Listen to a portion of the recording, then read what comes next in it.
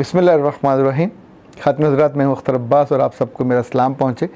زندگی میں سب کے لیے کوئی نہ کوئی مشکل کام بھی ہوتا ہے۔ مجھے تعزیت کرنا بہت مشکل لگتا ہے۔ بہت سال تو میں کسی کے وفات ہونے پہ جا بھی نہیں پاتا تھا، اور اس کے کسی عزیز سے پیارے سے تعزیت کرنا مجھے بہت مشکل لگتا تھا۔ پھر جب سوشل لائف کی وجہ سے جانا پڑا تو جا کے اس کو میں گلے لگاتا، زور سے بھینچتا، اور سم ٹائم اس کے گالوں پہ ہاتھ لگاتا اور اپنا دکھ یا تکلیف یا درد اسے کمیونیکیٹ کر دیتا بنا کچھ کہے۔ پر پھر دھیرے دھیرے سیکھا کہ جب تک آپ دوسرے کے درد کو زبان نہیں دیتے تو اس کا درد کم نہیں ہوتا۔ کبھی کبھی ایسا بھی ہوتا ہے کہ آپ کسی دوست کے فوت ہونے پہ افسردہ ہوتے ہو، پر آپ کو سمجھ نہیں آتا کہ کس سے اظہار تعزیت کرے۔ ہمارے دوست ہیں ہارون آباد میں طارق جاوید، انہوں نے وہاں سے خبر دی ہے کہ سعید رامے جو وہاں سینئر صحافی تھے وہ فوت ہو گئے۔ سعید رامے بچپن میں یہ 128 سکس آر میں تھے اور ہمارا اسکول 132 سکس آر میں۔ ان کے والد وہاں ٹیچر تھے اور یہ میرے 2 سال میرے کلاس فیلو رہے۔ اللہ ان کے لیے آسانیاں کرے۔ میں سوچتا ہوں میں کس سے تعزیت کروں۔ پچھلے کچھ سال پہلے ان کا بیٹا فوت ہو گیا تھا اور اس سے کئی سال پہلے ان کے والد فوت ہو گئے تھے، تو ان کے خاندان کے زندہ لوگوں میں کسی کے ساتھ بھی میرا رابطہ نہیں ہے، پر دکھ تو اپنی جگہ پہ ہوتا ہے۔ سو جب آپ اکیلے ہوں دکھ میں تو پھر اپنے رب سے کہتے ہیں کہ اس کے لیے آسانی ہو۔ یہ جب تعزیت کی بات کر رہے تھے تو مجھے یاد آیا کہ بہت برس قبل نبی صلی اللہ علیہ وسلم کا جب عہد تھا تو حضرت عمر فاروق کے بھائی تھے چھوٹے، زید بن خطاب۔ زید بن خطاب ایک غزوہ میں شہید ہو گئے۔ حضرت عمر فاروق بہت افسردہ ہو گئے۔ ان کا پیارا بھائی تھا، ان سے جدا ہو گیا۔ اس جدائی پہ، ان کی شہادت پہ انہیں برسوں دکھ رہا۔ حضرت ابوبکر صدیق کا عہد گزرا اور اس عہد میں یہ ہوا کہ ایک دفعہ کچھ لوگوں نے زکوٰۃ دینے سے انکار کر دیا۔ ان میں ایک صاحب تھے جن کا نام تھا مالک بن نویرہ۔ تو حضرت ابوبکر صدیق نے بہت سختی سے کہا کہ جس نے اللہ کے رسول سے بغاوت کی اس کو میں نہیں بخشوں گا۔ تو حضرت خالد بن ولید کی قیادت میں ایک لشکر گیا جنہوں نے جا کے اس کو اس کی جان سے مار دیا اور یہ فتنہ ختم ہو گیا۔ لیکن ایک عجیب بات یہ ہوئی کہ فتنہ ختم ہونے کے باوجود مالک بن نویرہ کا نام مکہ میں اور مدینہ میں اور عرب کی دنیا میں گونجتا رہا۔ اس کی وجہ مالک بن نویرہ کا چھوٹا بھائی تھا منمم بن نویرہ۔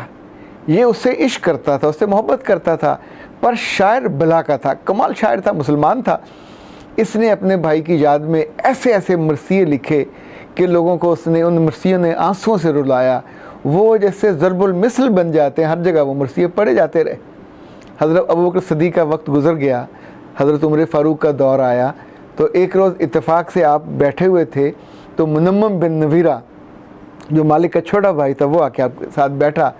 تو آپ نے باتیں کرتے کرتے کہا کہ منمم تم کوئی مرثیہ تو سناؤ، چونکہ میرے بھائی کا دکھ اور تمہارے بھائی کا دکھ، ہم دونوں کے بیچ میں چھوٹے بھائیوں کے مرنے کا دکھ مشترک ہے۔ منمم نے ایک مرثیہ پڑھا تو حضرت عمر فاروق نے سنتے ہی کہا واہ مزہ آ گیا، اور یہ جو بھائی کا دکھ تھا وہ بالکل تم نے تازہ کر دیا۔ اچھا، یہ بات کہنے کے بعد آپ نے بے ساختہ کہا منمم اگر جو میں شاعر ہوتا تو میں بھی اپنے بھائی کے لیے مرثیہ کہتا۔ تو منمم نے کہا امیر المومنین آپ نے کیا بات فرمائی، آپ کا بھائی اللہ کی راہ میں شہید ہوا، اس کے درجات اس قدر بلند ہیں جس کی حسرت کی جا سکتی ہے۔ میرا بھائی تو باغی تھا، وہ جنت سے محروم ہوا، جہنم اس پہ واجب ہوئی، میں تو اس لیے روتا تھا اور اس کے لیے مرثیے لکھتا تھا کہ وہ راہ ہدایت سے ہٹ گیا تھا۔ آپ کے بھائی کی اور میرے بھائی کی کیا مطابقت ہی کوئی نہیں، آپ نے کیسی بات فرمائی۔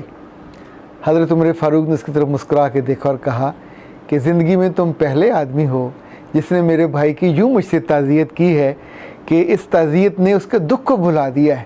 مجھے پہلی دفعہ احساس ہوا کہ اس کا مقام اور مرتبہ کتنا ہے جو تم نے مجھے احساس دلایا۔ شہید واقعتاً ایک بہت بلند درجے کا ہوتا ہے۔